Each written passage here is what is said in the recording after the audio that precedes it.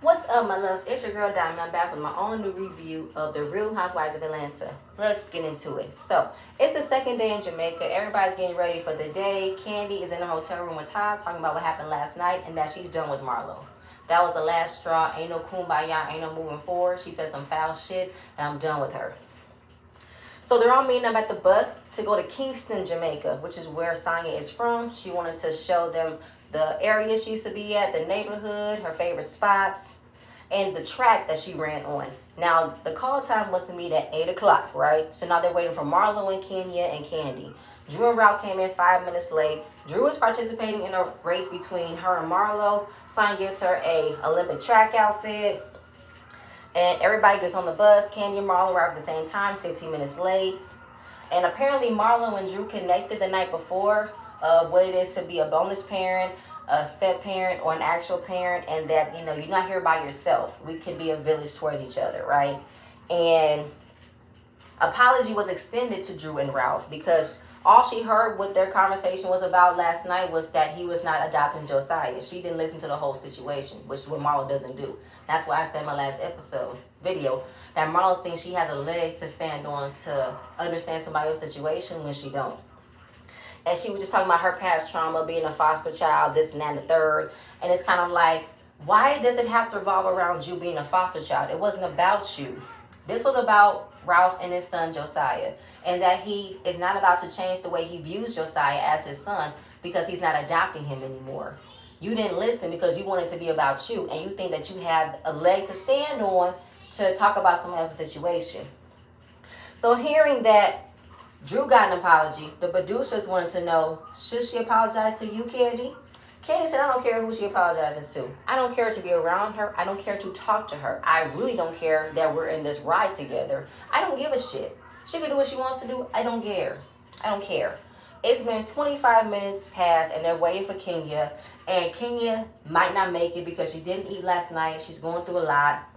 And she don't want to feel rushed. So Sonya wanted to call Kenya and say, y'all, I'm going to get out of here in the next 5 minutes. She said, I'm going to try to hurry. Then we also see production showing Kenya around her room, opening the blinds to get some light, looking at her balcony, looking at the water, making it seem as if Kenya is just enjoying her leisurely time in Jamaica to look outside the balcony, not remembering that she does have to rush downstairs to meet the girls. So I don't know if production wanted to make it seem as if Kenya was not trying to be there for Sonya, was not trying to rush. She was trying to take her time. Y'all don't make Kenya out to be a bad guy because she wasn't coming down fast enough, you know? Because I don't think that made sense. That while she's saying she's trying to hurry and that we see her just la la la la la, there's some light in here. Oh my God, the view is just gorgeous. Like, come on now. So it was over 40 minutes that they waited for Kenya to come down. Sonya really wanted to leave, and then she called Kenya. Kenya said, you know what, go ahead and go. I'll meet y'all there. So they left. Now, Marlo and Drew are racing, but Marlo's acting as if she doesn't want to race. She's looking for all types of excuses to not race. Now, they stop at the first stop, which was Sonya's old house. And when we see her old house, we also see her neighbor, which was like an auntie to her growing up. Then we talk about Kenya's day John and how was he. And then they reached Devon House, which was a very famous ice cream house in Kingston, Jamaica. It was bought by Jamaica's famous wealthy black man. It's a historical place. And her parents got married at Devon's house. And they have the best ice cream in Jamaica. So they get ice cream. Marlo and Sheree go outside to talk about last night, and things got left between her and Candy. And Sheree not telling Marlo how she came off, not letting her know, girl, you was wrong when you mentioned Candy's mother and her husband. You were wrong. She just said, you know how you come off passionate? It could be aggressive. I'm like, that's all you're going to say, Sheree? That's it? You're not going to tell her that she went low when she wanted to say that Candy's a sugar mama and that she only listened to her mother, she belittles her husband? That wasn't wrong to do? Okay, fine. And Marlo was like, girl, why are you so worried about it? Why are you stepping in? Stay out of my business. Did you not forget that you brought Candy in your business when you told her about how you kicked the boys out and she let you know that wasn't right? So I don't understand why you're making it seem as if Candy's coming at you for no reason. She's had a very right reason to come at you and say, girl, I don't know why you have so much to say when you got your own situation going on. Candy was also talking to Montego about the same thing because You see, like, to have so much to say about somebody when you don't have the best situation at all, it's like, girl, what are you talking about? And that's where it took a left turn when she came at me. So Candy calls Marlo a hypocrite, which is correct. Don't give Ralph the third degree about what he's not doing as a parent when you're not doing the same thing. I have not seen you open up about why did you kick your nephews out and send them to your sister's house when she has 4 small children and lives in a 2-bedroom apartment. We could overlook Ralph not trying to adopt Josiah, but at least Ralph is doing what he should do. Step in and be a step parent to another man's child. He hasn't turned away Josiah. He hasn't treated Josiah any differently. He stepped in. Josiah calls him dad. He views Josiah as his son. You, however, when things got tough, kicked your nephews out and sent them to your sister. So you can miss me with that. Give yourself the third degree. Don't come at nobody else when you can't come at yourself. So Kenya arrived 2 hours late, all right? Sonya had a conversation because she wanted to know, girl, why you didn't show up for me. I figured it was your trip. You would have been on me if I did not arrive on time or what you wanted to do. So what's up? What's the problem? Kenya said, I haven't had any problems. You have prepared the trip to be great, and I've been on time and supportive of you. But Bravo had to show us that Kenya arrived to dinner an hour late. Now, with missing the bus, you're arriving 2 hours late. So are you really abiding by my time? Are you really being there for me, supporting me when I want us to go somewhere on time? So she wanted to know what's up, what's going on. So Kenya's going through a lot, okay? I had a conversation with my daughter because lately she hasn't been wanting to talk to her dad. It's been 2 weeks, and he is not coming to Atlanta, and it's just been hard. I'm trying to get this co-parenting thing right, and it hasn't worked out since. So Sonya, again, feels that this is Kenya's pattern. Every time she's getting called out on something, she brings up her ex-husband or her child. I'm like, when did she bring up, how many times has she brought up Mark? How many times has she brought up a family situation? I can only think of one time. When she brought up how you made her feel when you pressured her into bringing somebody on the couples trip because you wanted to be crystal clear that this Jamaica trip is a couples trip. And you did not give Sheree and Marl that same energy of bringing somebody because you wanted to say, I did not mean romantically. I meant like a friend, a homegirl, or a cousin. To me, you wanted to embarrass Kenya because she is going through divorce and she doesn't have anybody right now. And it was insensitive of you to want to pressure into bringing somebody on that level when she's not ready yet. And she told you how that made her feel. I'm not about to be pressured into doing something I don't want to do. I have felt that in my marriage. I'm not letting that slide. I'm going to express how I feel. I'm going to let you know why you made me feel that way. So yes, I wrote that she's not understanding or don't want to understand why Kenya is going through a lot right now. She's still going through an ongoing divorce with Mark and struggling with trying to be in a co-parenting relationship with him because she really wants to hold on to her daughter having both parents in her life because she didn't have that. So Sonya is taking a page out of Marlo's book, constantly counting down the times that she thought Kenya had lied about something. You already did the other time when you wanted to embarrass Kenya by saying, where's your +1? And when she said that her cousin couldn't make it, her cousin got sick, you said she never had a +1 in the first place. What you lying for? Why would she lie? She was trying to abide by your rules, and she was already nervous that you would make a big deal, and here you are making a big deal that she didn't abide by your rules. And now you want to say that she never had this, she never had that, this is her pattern. Sonya, you look for ways to get into it with other people, and it doesn't make sense why. Now that Drew is over, now you want to do it with Kenya, and Kenya's the wrong person to have it out with, I'm just saying.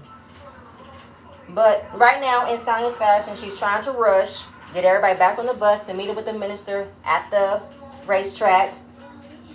And out on the bus, Marlo trying to get back into the good graces with Candy, saying that, Candy, Simon got Portia a Rolls Royce. Did you hear that? Did you see that, Candy? Candy, did you see that?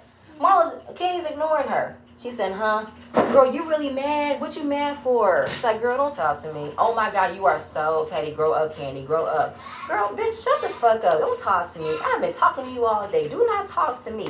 I don't want to talk to you. Go away. So they going back and forth, and Kenya was like, girl, don't say nothing to her. Don't give her no energy. She wants attention. Don't give it to her, okay? She said, I'm sorry for hurting your feelings, this, that, and third. She said, girl, stop fucking talking to me. Stop talking to me, okay? Good night and goodbye. And I'm glad that Candy kept that same energy. Girl, don't talk to me. Don't bring up Portia. I don't care. I don't care that you're speaking to me. Why? I don't see you. You are irrelevant to me. So they arrive at the stadium. And this is where she read the 400, which is one lap around the track. And the fastest time was 48 seconds. Now, with running for Team USA, she had a lot of great opportunities, a lot of resources, but she did get backlash because she wasn't representing for Jamaica. But she is representing for Jamaica. I'm representing two cultures. And we see her running around the track for a quick second. It was nice to see her run. She's always ready to run. And it is an awe to be with an Olympic gold medalist, to see us in your element. It is nice to see, right? So then we about to have a race between Drew and Marlo. Sonya really wanted Drew to wear this Team USA tracksuit she got for her. They all placing bets to see who will win. Kenya and Candy were like, oh my God, I am betting Drew. I am not placing any bets on Marlo. Kenya said, I believe that Marlo will be weighed down by her lipo undergarments. And Candy said it could be the horror race. And I still won't bet for Marlo, even though she would win. I said, come on with the shade. With the funny shade. Come on with it, please. So, I don't know what the hell Marlo had on. She had on this Balenciaga bra and panty set. And I said, that is not the right attire to wear to a racetrack, Marlo. You couldn't wear no regular biker shorts and a sports bra or something? Why are you in your underwear? It did not look right to me. So, they raced. I could tell that Drew was definitely, running with Marlo, you know what I'm saying? Because Drew said it before, she used to run track. And seeing the play-by-play of who actually won over the finish line, I think Drew touched the finish line first, but you see Marlo's knee in midair, so it's like, did she win? But Marlo's a giant. It would take her 5 steps and she's already over the line. But apparently Marlo won, I guess. And then Drew took a tumble and landed on her foot wrong. And it ended up being the foot that she tore her Achilles heel. Now, she doesn't know if she tore it again, but they have to check her out. And by the time, everybody's corralling her, making sure that her foot's okay, the Minister of Sports came in, the sports minister. And apparently this is the same sports minister from 1997, which is amazing. And she wanted to see how Drew was doing, and then seeing how they were racing on the track. She might have sprained her ankle or sprained her foot.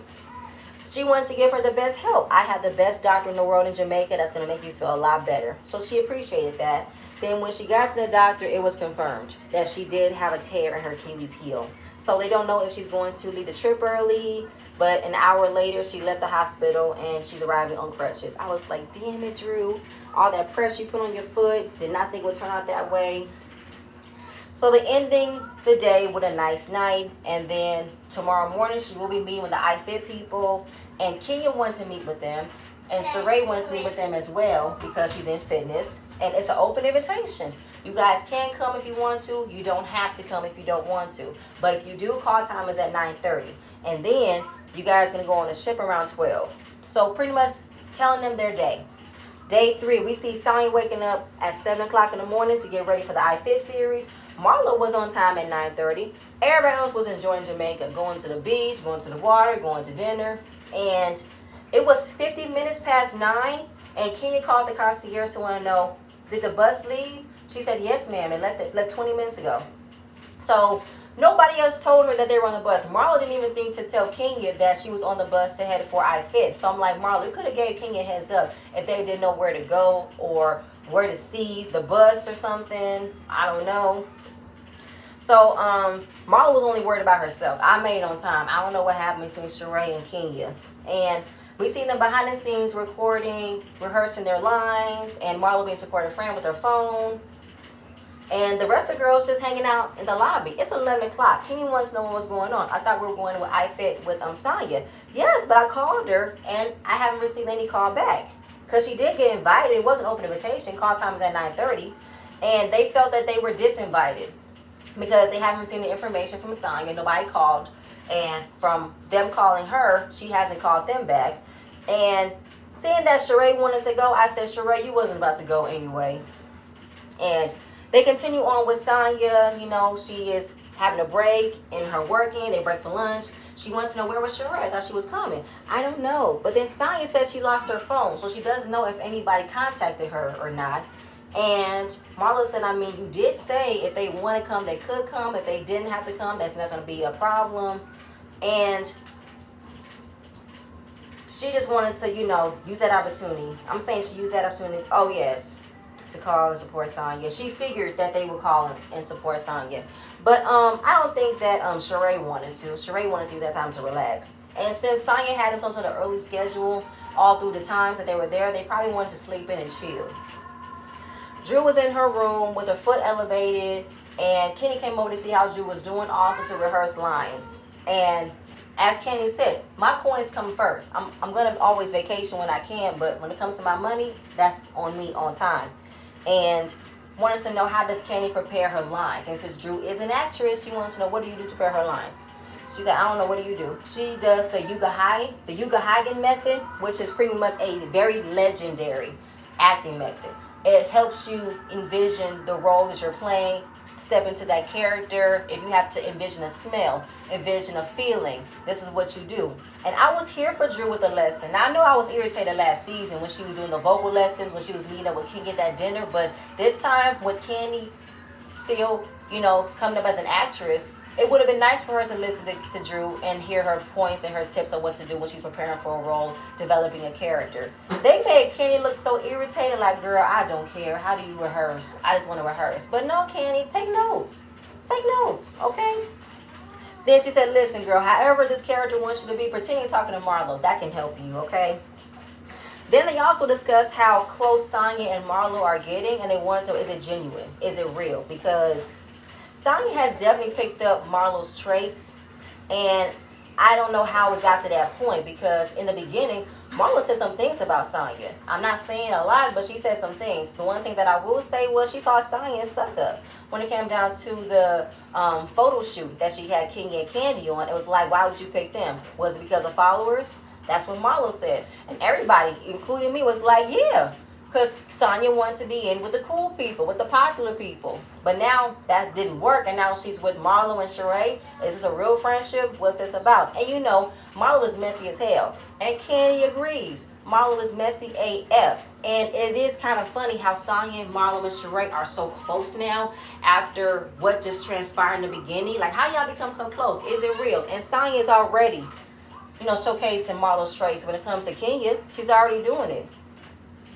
So they get on the bus to go to the ship. We see Sheree, Michelle, Manietta, her husband Heath, and Candy wasn't coming because she was working. She had an audition.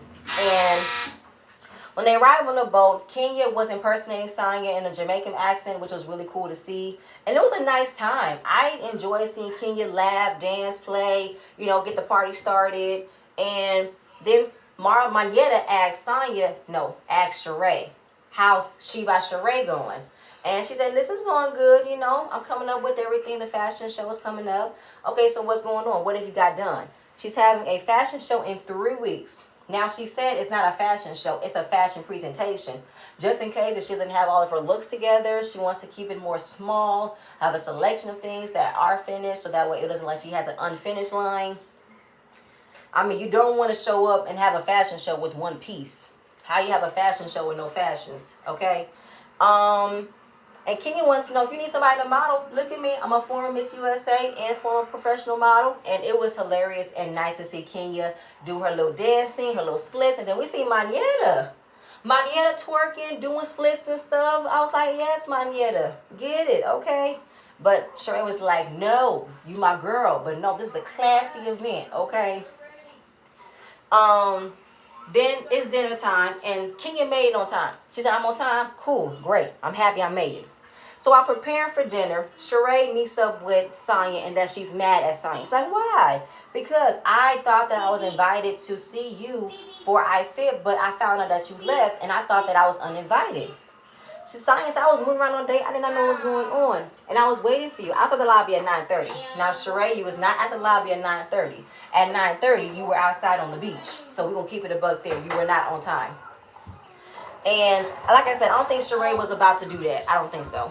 So right now, it's Sonya getting called out for not checking on the girls. If they did wanted to show up, she did not call them, but she said she lost her phone.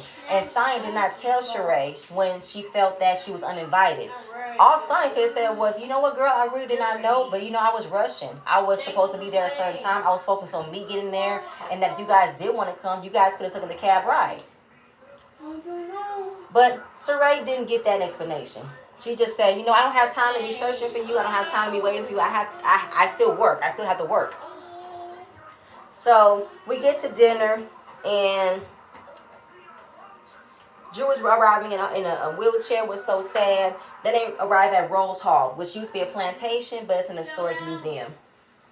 So they're at dinner, and they want to talk about Ralph's book. And then he reads an excerpt of the book, and just pretty much talking about how being blood doesn't always mean family. You can have family from all around the world, especially when you have children that are not yours that can become family. And then the book about step-parenting, how he didn't have all the answers that he thought he did, but did not realize what he was going through, and that he doesn't need a paper to let him know that he's Josiah's dad. Like I said before, he calls me dad. I look at him as my son. It is what it is. And just going through the journey of being a parent to somebody's child. And that's a beautiful journey that he wants to continue on. And it was a beautiful moment to see and to hear him speak about what he thought about when he was co-parenting and stepping in as a step-parent. Thought he knew what to do. Then he had to learn about things. And seeing Drew look at her husband in such awe and such proudness, I'm like, aw, she loves her husband. And I felt emotional listening to that story because it reminded me of myself. Because my stepdad came into my life when I was 8. But I never viewed him as my stepfather. I called him dad. I asked him, can I call him dad? And he adopted me when I was 16. And I've always viewed him as my father. So I definitely felt the way that Ralph was feeling. And seeing how Drew was holding back tears because she was so happy to hear it. And it's kind of funny how Ralph was able to speak about the excerpt of the book so openly with other people, but couldn't tell Drew what was going on. But hey, maybe he wanted to be a surprise to what he was thinking about, wanted to have that space to reach that point. And congratulating him on the book. So while Drew was expressing how that's making her feel, we see Kenya and Sheree have a small conversation about what happened with Sonya. So what happened? Well, apparently Sonya thought that we didn't want to show up because I said we were waiting for you, but you left. She said, wait a minute, hold up, Sonya, because Sonya can see that Sheree is telling Kenya what's going on. She said, what you telling her, Sheree? Well, that you thought we didn't show up. You thought that we wasn't supporting you. She said, hold up, that's a lie, girl. I called you twice to let you know what was going on. I called you to say, where you at? You didn't call me back. She said, girl, I was working. What do you want me to do, stop and take a break? You can, that would be nice. You haven't checked in on us today. Well, just because you guys didn't do that doesn't mean you guys didn't do nothing planned. You guys were on the boat, right? Okay, yes, but that was later. That was later. That you guys were on the caravan or whatever that's called. But I mean, Sonya, you could have just said, listen, I did not know you guys were coming because I was already worried about me being on time and I lost my phone. So I didn't know if anybody called me. And when Kenya said I called you twice, you would have said, oh, you did? I'm so sorry. I did not mean for that to happen. I did not mean for y'all to feel like I uninvited y'all. But I can't understand why Sonya wouldn't think that, because Sonya, you have no problem uninviting people. You uninvited Drew for a reason I still can't find, and you had an issue with Kenya arriving 2 hours late. So that's why they felt the energy of them being uninvited. When you did give them an open invitation, but you did not communicate with them to say, hey, y'all, I'm going ahead an hour early, but if you guys are going to make it, this is the bus, this is the time to get there, and if you need help, call the front desk. That would have been better, so they can know what to do. Maybe they didn't know where to go. And she figured since you guys didn't make it, I wasn't surprised, because I did say you guys can come. If you don't want to come, you don't have to. So it was miscommunication, right? So we got two people coming at Sonya about how it made them feel when they felt they were being uninvited, that we were in trouble, that we felt that we did something wrong, and they wanted to know how can we fix it, right? So they wanted to be understanding of how Sonya made them feel. And before that can happen, Marlon want to say, don't come at her all at once, don't do that. And then Ross stands up and say, hold on, stop right now. Don't fuck with my wife. And it ends right there. I said, Ross, why are you standing up?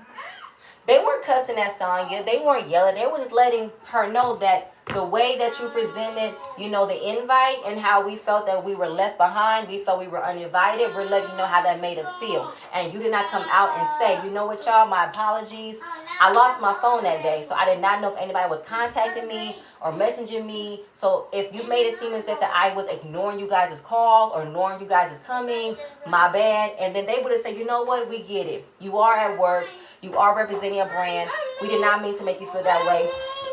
It would have been something like that, but it didn't come that way. So Ross, I want to understand why it made you want to stand up and say, "Don't fuck with my wife." If this is how science making them feel, then she needs to own up to it and understand how it's making them feel. She needs to be called out. If they're calling out Sonya how they felt what she did, then she needs to be understanding of that. I don't know what else to say, because I feel like, Ross, I don't know where you're coming from with that. They weren't cussing at her. They weren't fussing at her. They were letting her know how it made them feel when they felt uninvited. And Sonya has done this before. So hopefully next episode we can finally understand why Ross decided to stand up, because she wasn't crying. I mean, it's not like Sonya didn't come at Drew that way. Wasn't more than one person coming at Drew and she took it, even though Ralph wasn't there. But Drew held her own with more than one person coming at them.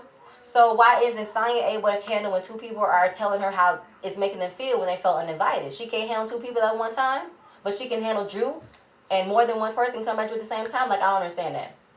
But fine, we're going to see where that ends. But y'all, that's just all I have. Please stay tuned to the next video. I'm going to see you guys later. Bye.